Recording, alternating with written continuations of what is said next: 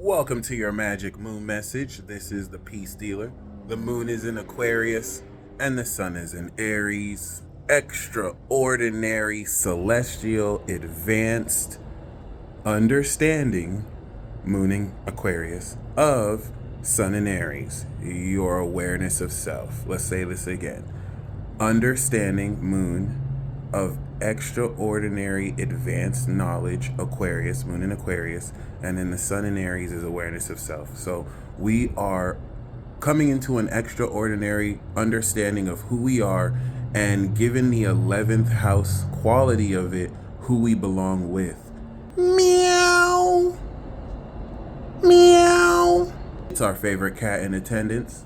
Other than that, this moon will be making a 300 to 330 degree angle to the sun in Aries. This angle is the completion of the harvest that we unlocked with the full moon in Libra.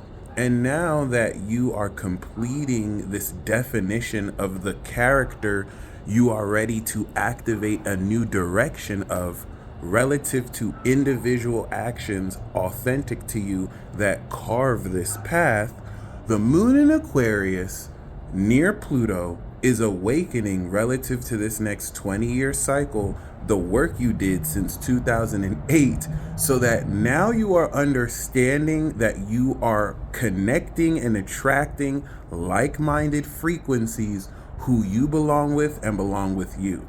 If you think that we're getting ready for war, this is going to tie you into all your allies. And it's important to know 11th house 300 degree themes really reflect the idiom that whoever you hang around is who you become. Scientifically, we see this in the 11th, 12th, and 1st house.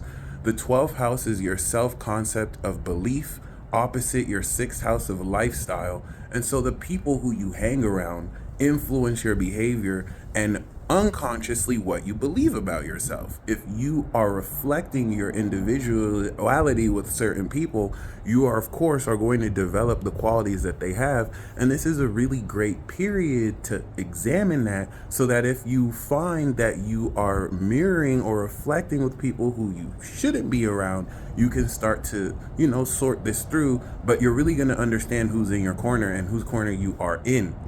I actually experienced this morning. Met a couple new people, and it's putting more into alignment where all this is going.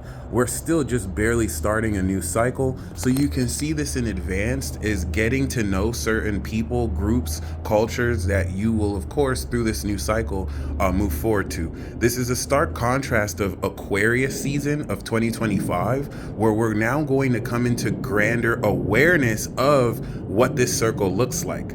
A great analogy for this is Pisces season. You believe that you can become a track runner. And then Aries season came through and you hit the track field because you're taking individual actions to define yourself as a potential track runner.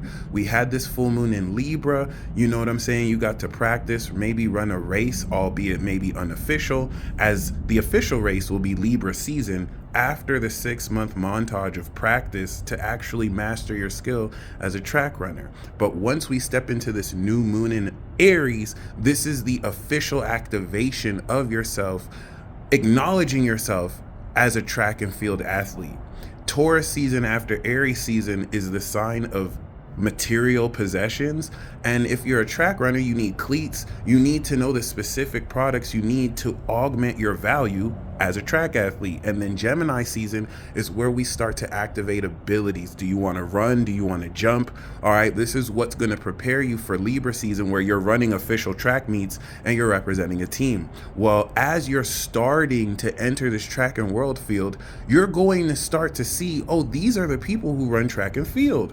People may start to recognize your talents and abilities. Hey, you might have something going here for you. They may challenge it. You may feel insecure.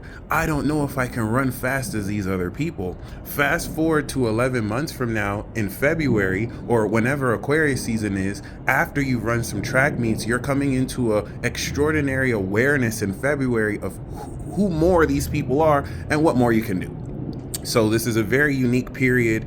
This is going to help you come into this extraordinary understanding, and it is also a part of the 28-day cycle from 2022 to 2044, where, of course, we are going to be awakening this extraordinary celestial, advanced, supernatural soul understanding with Pluto. We were doing this in Capricorn for the last 10-15 years. Now we're new levels, new devils, we're in Aquarius. Whereas there was an awakening of our structure and the collapse of corruption, now we're segueing this as a whole, applying this to humanity. Hence why the last time Pluto was in Aquarius, you had the French Revolution, Russian Revolution, American Revolution. Humanity is awakening. And how do you understand who you are relative to these new cycles, these next cycles of realization and awakening? The reason why this is key is Pluto in Aquarius is now awakening the supernatural energy, whereas Taurus, the second zodiac sign, represents the natural quality, the physiological, physical, grounded, solid substance, where, of course, whatever the word is, matter, energy vibrates a lot slower, versus Aquarius, which is the universe, consciousness, the causal realm, what Nikola Tesla says, frequency and vibrations to understand the universe. Aquarius is going to be a frequency. You can't see a frequency, but it exists. That's the concept of Aquarius. Vibrations is Pisces. You can't see vibrations. They're metaphysical, but you can vibe to them, right? This subjective or more non-linear aspect that's beyond our ability to perceive physically is still an aspect that with our bodies we can tune into. Hence the claircognizance and knowledge that people born after 95 are born with by 98 and moving forward. So yeah, this day is going to really give you a not just a higher perspective through Sagittarius, it's the application of the ascension of seeing who you are and now coming into the knowledge of who you belong with. This is still part of the unlocking of your God self. So you're going to awaken supernatural understanding of who you are. This is where you're putting everything together, coming into the moon in Pisces that will transcend your beliefs, because Sagittarius moon showed you who you are becoming. This requires releasing old beliefs, disillusioning yourself from old philosophical traditions that really really block you from really understanding who you are in a pure lens outside of the filter of people's scientific theoretical models or just stupid religious beliefs and fanatical beliefs. Not to say that there isn't truth in all of them, but it's not truer than who you are experiencing in this moment. And that's where the development of all these beliefs constantly shift. Only thing constant in life is change. The moon will be making a 270-degree angle to the previous 28-day cycle where the moon was in Taurus. And now we are coming into the higher knowledge of how valuable we sense we are. The way to look at this is when the moon was in Taurus, you are understanding the value of who you are. Now you're on the track meet, and this is going to allow other people to see your value or challenge that value. Similar to putting a song out, and when you put the song out, you know and feel it's valuable. That's your Taurus. But then when I put it out there and now 100,000 people also feel it's valuable with their opinions or what they know about it, this completes your sense of value by now, of course, connecting it universally with everyone out there. These are just scientific concepts that help you understand how to see how all of these houses and signs are related. Hence, you don't necessarily want to be too focused on other people so that you don't devalue your own value, but you don't want to be so focused on your value that you're stubborn and you're not listening to constructive criticism. Regardless, the sextile this will be making to Aries is with this understanding of knowledge, preparing you for what direction you're going to take, because now you're connecting with like minds and you're going to understand a higher supernatural quality of the knowledge of yourself, your supernatural abilities, that when the moon goes into Pisces, we will apply this knowledge through the effect of imagining. Hence, Albert Einstein, which I'll say moon in Pisces, said that imagination is the only force greater than knowledge. He's saying that Pisces comes after Aquarius. Aquarius is knowledge. Pisces is imagination. Aquarius is the causal realm of the mind.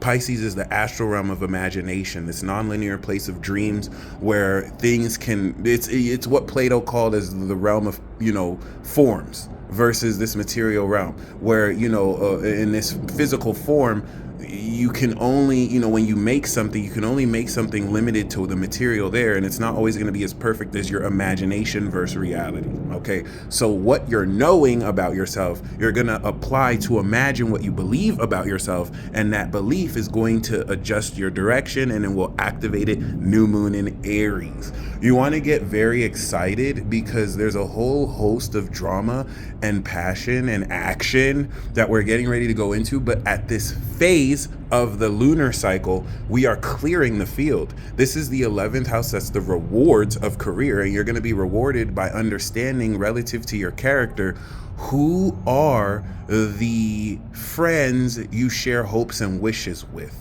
Really great period to put yourself out there. The moon in Pisces is going to clear the field, balsamic phase, and then the new moon in Aries, we're going to plant new seeds. So this is the stage of the cycle where we have in Capricorn in the 10th house seen the completion of the harvest, and now the 11th house is net pay. All right, you have gross pay. The second house is net pay. Aquarius is going to be gross pay, where, okay, the government needs to take a cut. If we're going to use this, who helped you plant those seeds? We're going to divvy up who. If it was just you, you get all of it. Okay. And of course, I'm just using that as an example, but this is a period of receiving your harvest. The 11th house transits are where you come into the fullness of what it is you've earned. Everything you've done since 3 weeks ago with the new moon in Pisces, if not 4, you're coming into the knowledge of what this experience has converted into the nature and development of your authentic character and individualization. Pluto is going to awaken at a much more supernatural, if not deeper level, more layers of how you can apply previous experience in a new understanding. As this will, of course, be outside the traditional structure, as these are trans-Saturnian signs and planets, outside of the rules, outside of what's considered normal, be okay with the eccentricity that will turn into innovation. Everything that is a common innovation looked crazy to certain people before. Doesn't mean you have to go full crazy, hold yourself accountable, but with that 270-degree square to Uranus and Taurus, it's going to eccentrify. It's going to make supernaturally eccentric models of which you can extend the boundaries and dimensions of your character outside of the box that society has placed on you, outside the mental prison you have placed on yourself, and reflect subconsciously towards others. And this is going to really enact greater liberation. Before the balsamic phase, the moon in Pisces is going to be very magical. And by coming into an understanding of knowledge, the more you know, the better you can imagine. The less you know, it doesn't really stop you from imagining, but it can necessarily hinder what you can do. For example, if I know a programming language, Python, then based off of what I know about that language, then I can know more programming inputs to extend my imagination. If I'm limited in my programming knowledge, there's only so much I can imagine that I can do. Horrible example, but I hope it gives you an idea. Once again, you want to take the approach that we're closing this cycle, and once the new moon is in Aries, it's go time. And with Mercury retrograde, you are reevaluating now who you are, like a track and field runner who believed that they can run track, and now that they're on the track, they're starting to reevaluate. I can do this. This is what I am. This is what it's possible for me. This is a stark contrast to 6 months from now, where we have developed this neophyte consciousness through mastery, practice, development, courage, and now we're presenting this in Libra towards other people, performing our talents so that you're not just thinking of running track, you're running the 200-meter dash, and you're in the second seed, and you might win first place. Okay, so enjoy that. I hope you come into profound realization today, and just know we're barely just beginning.